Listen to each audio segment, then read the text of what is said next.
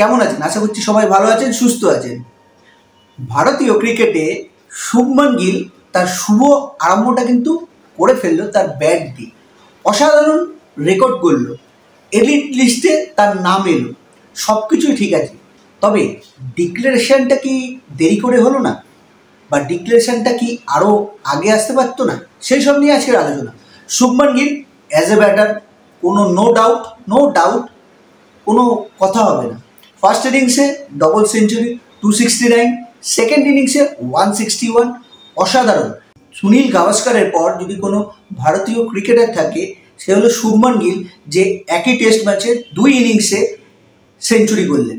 Shubman গিলের batting নিয়ে কোনো প্রশ্ন থাকবে না বা থাকার কথা না, কারণ শুভমান গিল যে রেকর্ডগুলো করলো সেই রেকর্ডগুলো আশা করছি এতদিন ধরে অনেক এলিট লিস্টে তো নাম তুলেছেই। অ্যাজ এ ক্যাপ্টেন ইন্ডিয়ান ক্রিকেটে ক্যাপ্টেন হিসাবে সব থেকে বেশি রান করলো, ক্যাপ্টেন হিসাবে একই ইনিংসে 2টো সেঞ্চুরি করলো, ডবল সেঞ্চুরি করলো, আবার সেঞ্চুরিও করলো।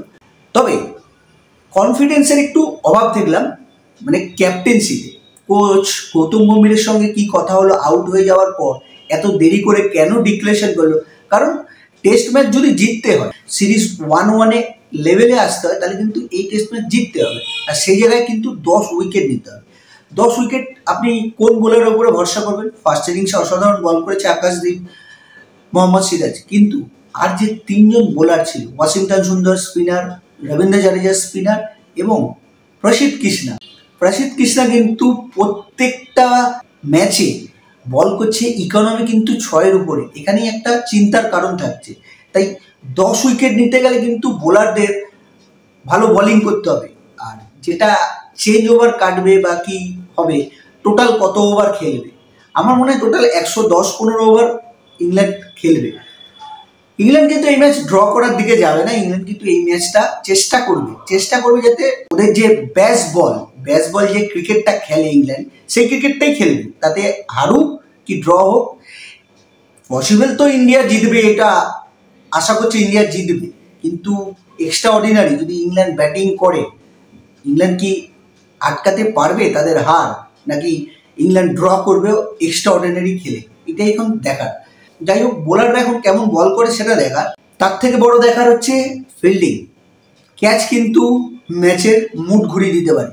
ক্যাচ ইজ উইন ম্যাচেস যে কথাটা আছে, ক্যাচ কিন্তু ধরতে হবে।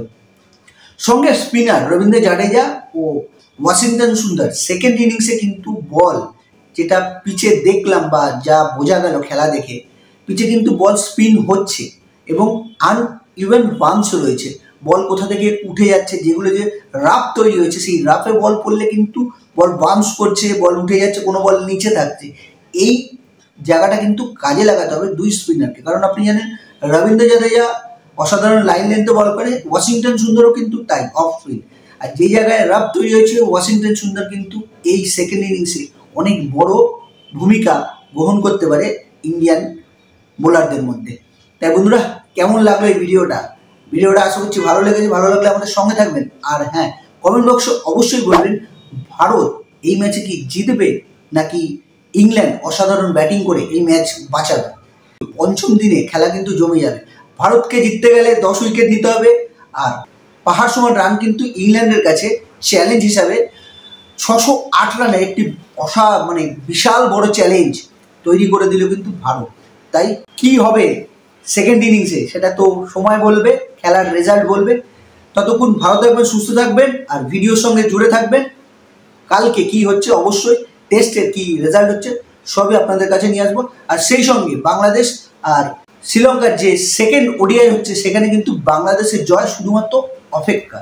কারণ বাংলাদেশ এই ম্যাচটা জিতলে কিন্তু সিরিজ 1-1 হবে এবং লাস্ট ম্যাচটা কিন্তু জমে যাবে। তো বন্ধুরা, ভালো থাকবেন, সুস্থ থাকবেন, চুটিয়ে ক্রিকেট দেখতে থাকবেন, বাংলাদেশের ফ্যানরাও ও ইন্ডিয়ান ফ্যানরাও।